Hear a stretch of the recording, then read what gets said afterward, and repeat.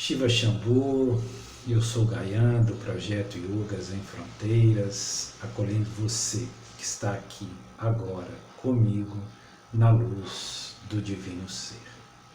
Hoje nós gostaríamos de contar, de falar sobre um personagem que está presente nos Vedas, muito pouco conhecido, embora ele figure no épico Ramayana.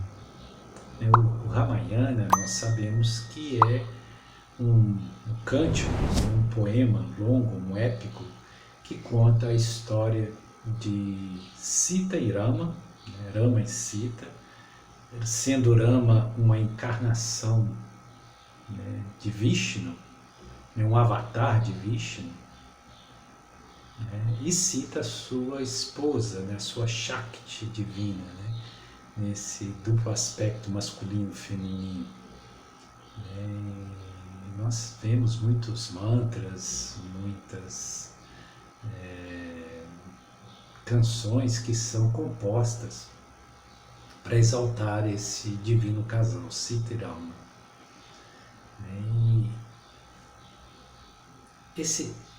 Nessa história, nesse épico, o Ramayana, nós vemos ali a luta que se trava entre Rama e Ravana. Ravana era um Rakshasa. O que é um Rakshasa? O Rakshasa é um demônio. Rakshasa são aqueles que devoram homens, ou seja, demônios muito temidos e muito poderosos, às vezes com aspectos felinos, que devoravam homens, comiam carne humana. Esses eram os Rakshasas, eles eram muito poderosos. E eles faziam parte do grupo dos demônios, dos Asuras. E Ravana era um Rakshasa muito poderoso. E ele vai roubar Sita de Rama. Ele vai raptar Sita. E ao raptar Sita começa toda a história, todo o enredo dessa epopeia ramayana. Então tudo se desenvolve a partir dos movimentos que Rama vai fazer para recuperar a sua esposa, contando com a ajuda de Hanuman, que é o homem macaco, que tem um aspecto fabuloso nessa história. Aliás, vale a pena conhecer sobre Hanuman, que ali mostra que se faz um arquétipo do servo fiel, da devoção, daquele que se entrega em total confiança, do guerreiro imbatível.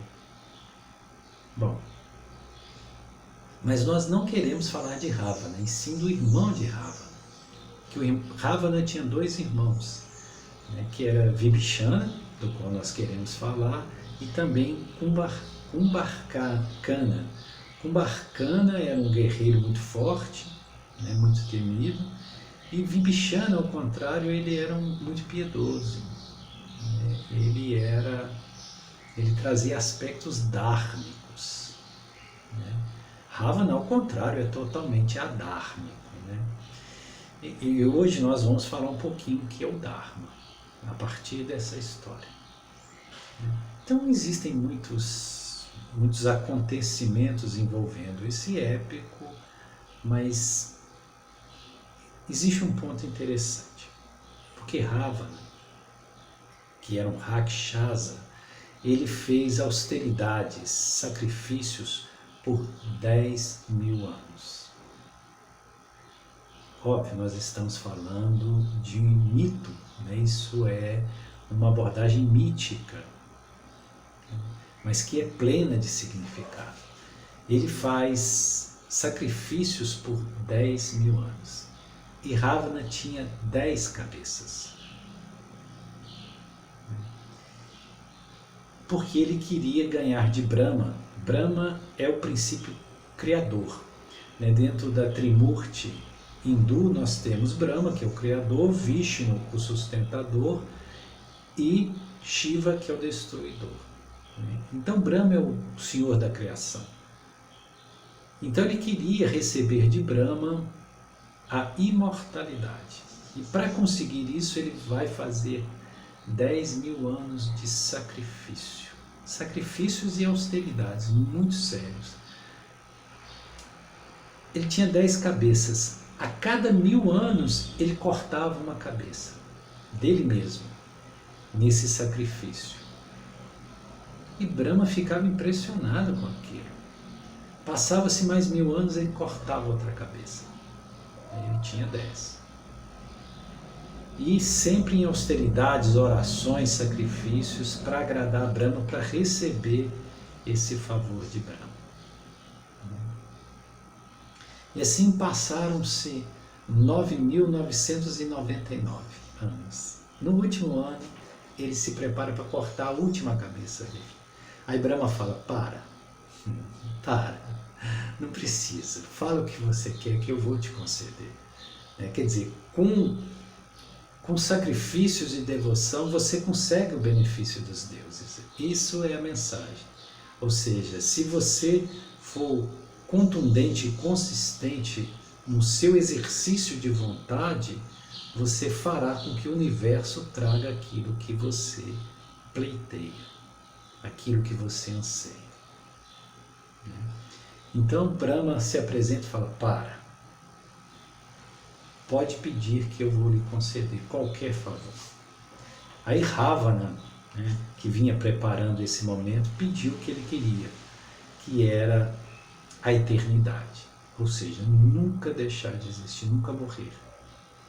Na verdade, a imortalidade. Aí Brahma falou, isso eu não posso conceder. Isso realmente eu não posso conceder. Aí Ravana pensou e falou, então me conceda que eu não possa ser morto nem por deuses e nem por demônios. Interessante que ele não pediu nem por homens e nem por feras. Por quê?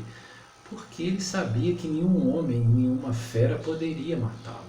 Porque o poder dele, a força dele era tão extraordinária que não haveria um homem que pudesse enfrentá-lo.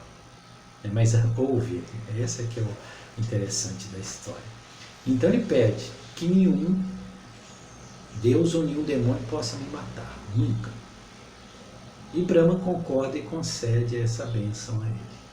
E com isso ele achou que ele se tornou indestrutível, que era o que ele realmente pretendia.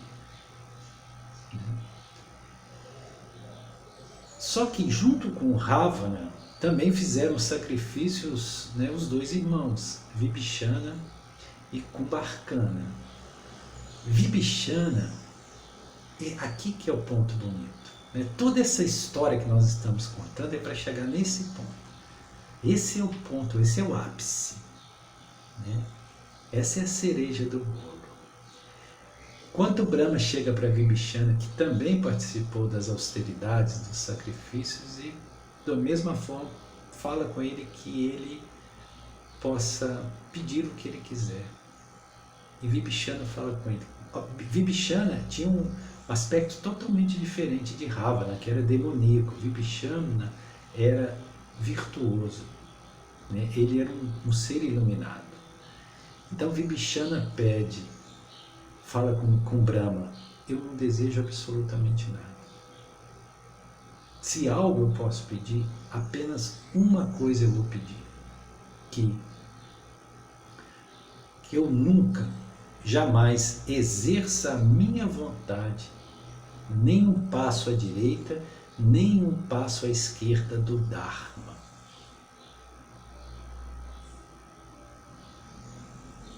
E Brahma ficou tão impressionado com aquilo, que ele concedeu imediatamente isto a Vibhishana, e de acréscimo disse, por tuas virtudes, eu concedo para ti também a imortalidade ou a eternidade, que era o que Ravana estava pleiteando. E se isso é real, Vibhishana está até hoje por aí.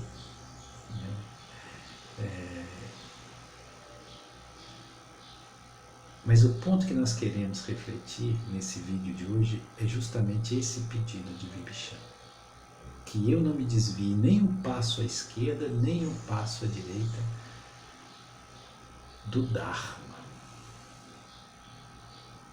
Antes de nós falarmos do o que é o Dharma, obviamente nós falaremos e por que o pedido dele é tão comovente, é interessante também dizermos que Ravana acaba sendo morto, né, pelas flechas, né, porque Rama era um arqueiro, né, poderosíssimo. Aliás, as figuras que nós vemos de Rama, ele sempre está com seu arco, né, e sua flecha.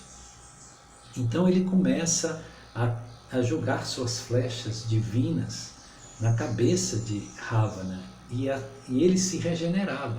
Toda vez que ele destruía, regenerava. Então o próprio Vibhishana, que passou a lutar ao lado de Rama, porque ele passa a lutar ao lado da virtude, ao lado da justiça, aí Vibhishana fala para ele, o Mrita dele, quer dizer, o centro da força dele, o Amrita dele, se encontra no umbigo. Se você destruir o Amrita, né, o centro vital, o centro de força que faz com que ele tenha esse poder e se regenere, você vai conseguir destruir. Aí Rama, né, acerta uma flecha no umbigo de Ravana, né, e com isso Ravana não perdeu sua capacidade de regeneração e ele consegue matar Ravana. Bonita história. Mas o ponto é de Vibhishana. É esse pedido de Vibhishana, porque ele pede que ele não se desvie a partir da sua vontade, obviamente também do seu livre-arbítrio, nem um passo à direita, nem um passo à esquerda do Dharma.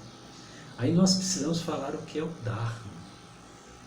Esse é o ponto. Entender o Dharma é muito importante para aqueles que são buscadores do caminho. É muito difícil traduzir o que seja o Dharma. Aliás, tem muitos termos em sânscrito que fica difícil a tradução. Por exemplo, Samadhi, o próprio Dharma, né, e outros. Porque exige uma gama de compreensões muito refinadas para se entender do que se trata aqui. São expressões que nos remetem a um grau de compreensão muito refinado. E o Dharma é exatamente uma dessas palavras. Se nós pudéssemos traduzir em poucas palavras ou tentar exprimir o que é Dharma, Dharma seria a lei divina que cria e sustenta os universos. É o fluxo divino como ele deve ser, em seu estado natural de expansão. Então, toda vez que nós nos alinhamos com Dharma, significa que nós nos alinhamos com os princípios divinos, com as leis divinas, né, com as energias divinas, dentro do processo de evolução que cabe a nós e aos mundos aos quais nós estamos locados ou hospedados. Então, Dharma, ser dármico, significa se conhecer profundamente, conhecer o seu propósito mais profundo espiritual e seguir, sem se desviar, essa corrente, né, esse grande rio que vai desaguar no oceano divino, sem se desviar. O Dharma é isso. E o que é a atitude adármica, ou as pessoas adármicas, ou os padrões de comportamento adármicos? São justamente aqueles que ferem as leis divinas. E nós não estamos falando de questões morais, né, de restrições, proibições. Não. É nós compreendermos a verdade. Porque o Dharma está associado à verdade. Então nós temos que saber o que é a verdade. o que somos nós a partir de um princípio da verdade, para que haja esse alinhamento com a verdade do que somos, que é o próprio fluxo divino em seu processo contínuo de expansão. Espero que, né, é difícil explicar o que é o Dharma, mas o Dharma seria mais ou menos isso. As pessoas dharmicas são as pessoas que estão unidas a Deus no sentido de observar essas energias divinas, regentes, cósmicas, em contínua operação, nos planos manifestos e nos planos imanifestos. Então isso é o Dharma. Se nós tivéssemos uma vida absolutamente dármica, nós não contrairíamos karma. O karma surge justamente do desvio do Dharma. O Dharma é como uma linha reta que leva o ser, que somos o Atma, diretamente a Deus. É uma ascensão em linha reta, como Emmanuel costumava dizer que Jesus assim o fez. Teve uma ascensão em linha reta, uma evolução em linha reta. Então essa evolução em linha reta é a evolução dármica. Você não se desvia. É uma linha, é uma reta que sai do Atma, do ser real, e vai direto a Deus. Só que nós, pelo livre-arbítrio e pelo exercício equívoco da vontade, subjugados pela ilusão e pela ignorância, Maya e Avidya, nós, em vez de andarmos nessa linha reta, nós oscilamos. Essa oscilação é que gera o karma, porque nós saímos do Dharma. Nós pendemos, nós buscamos atalhos, nós nos afastamos. Então, se nós tivéssemos uma vida dármica, absolutamente dármica, Jesus teve uma vida dármica, absolutamente dármica. Então, isso ele em nenhum momento desviou-se do propósito pessoal e nem do propósito divino para a sua manifestação. Isso é Dharma. E assim procedendo, não se contrai o karma. Porque o karma é o princípio da reatividade das ações perpetradas que ferem o Dharma. E quando nós ferimos o Dharma, nós ferimos o equilíbrio espiritual que nos envolve e envolve a tudo. Por ferirmos esse equilíbrio, ou por colocarmos a nossa conjuntura em desequilíbrio, nós precisamos fazer os reajustes. O karma são as reatividades que visam nos recolocar ou nos reconduzir para esse ponto de equilíbrio, queimando certos acúmulos deletérios, acúmulos vibracionais equivocados que nós acumulamos. Por exemplo, eu vou citar um exemplo claro aqui. Uma coisa bem, embora seja uma coisa dicotômica, mas é muito lúcida, para que nós possamos entender. O amor puro é Dharma. O ódio, a raiva, o rancor é adármico. O correto é que nós vibremos no amor. Jesus vibrava no amor. Então, quando vibramos no amor, isso é Dharma. Mas se nós desviamos e temos sentimentos de raiva, de ódio, de desprezo, nós saímos do Dharma, nós ferimos a lei. E essa oscilação ou esse desvio do Dharma é que gera o princípio adármico e, consequentemente, o karma, ou seja, nós precisamos ser resgatados desse estado que fere a lei evolutiva, espiritual, natural, a qual nós teríamos que estar vinculados. E é interessante que nós somos dotados de livre-arbítrio e vontade. Por isso que Vibhishana, ele pede que a minha vontade, porque a vontade era dele, ele tinha livre-arbítrio, E ele poderia exercer a vontade dele como ele quisesse, para o bem ou para o mal, para a luz ou para as trevas, ainda mais que ele tinha muito poder. O irmão dele, Ravana, escolheu o lado trevoso da força, o lado escuro da força. E alguns espíritos muito poderosos escolhem o lado escuro da força. Por exemplo, os magos negros são seres muito poderosos, de muita potência espiritual, mas optaram pelo lado negro da força, ou o adármico. Então Vibhishana sabia do perigo de usar o livre-arbítrio e esse poder da vontade, quando não alinhado ao Dharma. Por isso que ele pede a Brahma que ele, no exercício da sua vontade, não se desviasse nem um passo, sequer um passo à direita ou à esquerda do Dharma, dessa linha dhármica que direciona-se diretamente a Ishvara, o Senhor Supremo do Universo. E o poder da vontade é muito grande. Uma vez que ele pediu, ele obteve. E ele fez muitas austeridades, ou seja, ele foi uma pessoa que se trabalhou profundamente. E quanto mais nós nos trabalhamos, quanto mais nós temos potencialidade espiritual divina, maior é esse poder em nós. Esse exercício da vontade. E o universo atende. Brahma aqui representa a força da criação. Ele representa o universo, ou seja, aquilo que o universo pode nos trazer a partir do exercício da nossa vontade.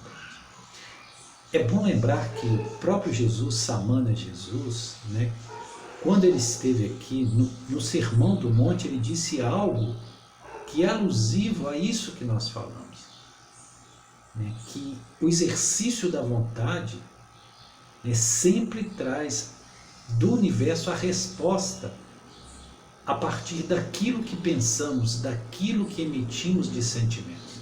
Então tudo aquilo que pensamos, tudo aquilo que sentimos, que é imantado com essa força da vontade, do poder espiritual, do primeiro raio, que é a vontade divina, isso se manifesta para o bem ou para o mal, para a nossa elevação ou para a nossa degradação.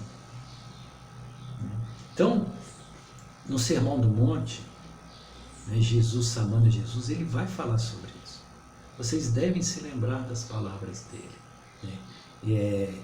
Está registrado, se não me falha a memória, no capítulo 7 de Mateus, versículo 7. 7. E não é à toa que está 7. Vejam bem, até a numerologia que atende a esse princípio de atenção que nós devemos ter para aquilo que está ali colocado. Então, Mateus 7, versículo 7, Jesus vai dizer o seguinte: pedi e obtereis, buscai e achareis, e encontrareis, batei e abrir-se-vos-á. Pois todo aquele que pede, recebe, todo aquele que busca, encontra, todo aquele que bate, a ele abrir-se-vos-á. Olha, do que Jesus está falando? Jesus está falando exclusivamente dessa manifestação do princípio da vontade. Nós, em outras ocasiões, já falamos sobre esse aspecto trino dos atributos divinos para nós, que é a vontade, o primeiro atributo, o amor, a sabedoria, o conhecimento, que é o segundo atributo, e o amor, que é o terceiro atributo. Então, esses são os três atributos que nós temos que desenvolver como espíritos, como seres em evolução. Então, Jesus está trabalhando justamente com esse primeiro atributo, da vontade, que é um poder divino que nós temos, porque a partir daquilo que nós pensamos, daquilo que nós sentimos e vibramos, nós fazemos com que o universo materialize, porque o universo é ideoplasmático e nós somos seres co-criadores. Então, aquilo que plasmamos mentalmente, todas as nossas ideações, para o bem ou para o mal, para a luz ou para as sombras, elas se manifestam. Por isso que Jesus falava para nós termos muito cuidado. Aliás, Saint Germain, que é avatar dessa nossa era, ele também sempre falava: cuidado com aquilo que pensas, cuidado com aquilo que sentes, pois tudo aquilo que pensas e tudo aquilo que sentes tende a se manifestar, a se materializar. O universo, ele é maleável a partir da força do pensamento, do mental superior. É o mental superior que é o agente causal da criação. Então, Jesus, ele fala aqui de uma lei, de uma grande verdade. Pedi e recebereis. Buscai e encontrareis. Batei e abrir-se-vos-á. Pois todo aquele que pede, recebe. Todo aquele que busca, encontra. E todo aquele que bate, para ele abrir-se-vos-á. Ou abrir-se-á, né? Para ele abrir-se-á. Ele está falando disto. Então, se nós temos o poder de pedir, de escolher, né? E Brahma significa justamente essa força cósmica, essa energia criadora, e nós, a partir do nosso centro da vontade, podemos atuar para que se materialize aquilo que é a nossa vontade, né? E isso significa os deuses, né? Deuses nesse sentido significa isso. O que nós pedimos aos deuses? Esse é o ponto. O que nós temos pedido aos deuses? Ou o que nós temos pedido a Brahman? O que nós temos pedido ao universo? Porque aquilo que nós pedimos vai se realizar. Aquilo que nós buscarmos, nós encontraremos. Aquilo, o local no qual nós batemos, insistimos, ele se abre. Então, o que nós temos pedido? Veja, se nós temos um pensamento de sofrimento, se nós cultivamos infelicidade, o que nós estamos emitindo com a nossa vontade para o universo? Que a nossa vida seja miserável. E como nós pedimos, nós vamos receber. Entende que nesse ponto, essas forças são totalmente neutras, somos nós que comandamos aquilo que nós iremos receber ou não receber, a partir do princípio da vontade. Isso dentro da metafísica é conhecido como as leis do mentalismo. Procurem estudar um pouco sobre mentalismo. Então, o que eu tenho pedido? O que eu tenho buscado? Onde eu tenho batido? Porque às vezes a gente fala, mas eu quero ser feliz. Mas essa não é a sua vontade. Esse não é a sua linguagem interna, sua linguagem da alma. Por quê?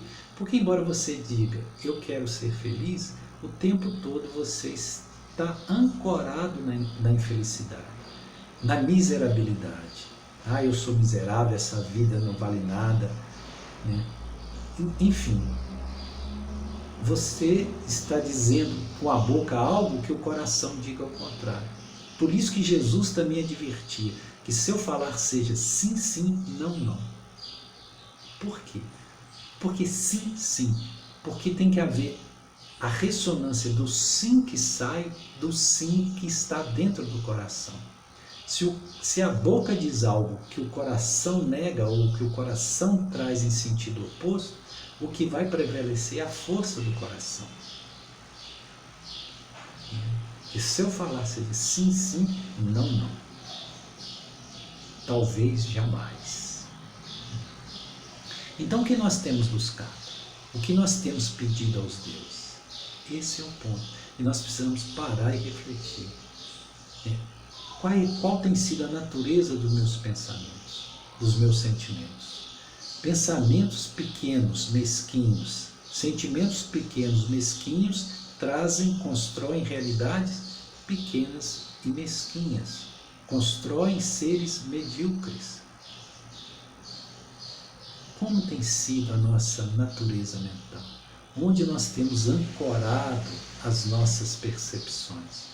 Do que nós temos nos alimentado? De que tipo de energia? De que tipo de vibração?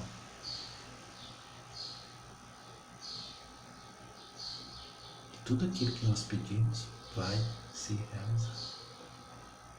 E não é pedido verbal em oração, é aquilo que nós somos, aquilo que nós estamos emitindo de vibração. E Vibhishana sabia disso. Por isso que o pedido dele é que a minha vontade nunca, jamais se afaste, nem um passo à esquerda, nem um passo à direita do Dharma. Isso é maravilhoso. Somente essa passagem vale por todo o Ramayana. Então, gratidão a você que está aqui agora comigo, compartilhando dos conteúdos do nosso canal, que possamos seguir semeando sementes de luz por caminhos de paz. Yoga sem fronteiras, espiritualidade livre para consciências libertas. Shiva Shambhu.